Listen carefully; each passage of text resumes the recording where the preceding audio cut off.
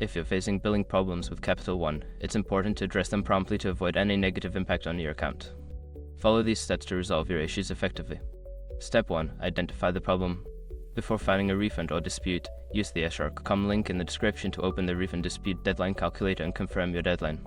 Step 2. Gather documentation. Collect all relevant documents related to your billing issue. This includes your billing statements, payment receipts, and any correspondence with Capital One. Having this information on hand will help when you contact customer service. Step 3. Contact customer service. Call Capital One's customer service number or use their online chat feature. Be prepared to explain your billing issue clearly and provide the documentation you gather. Make sure to note the representative's name and any reference number for your call. Step 4. Follow up. If your issue is not resolved during the initial contact, ask for a timeline on when you can expect a resolution. Keep a record of any follow-up communications and continue to check in if necessary. Step 5. Escalate the issue.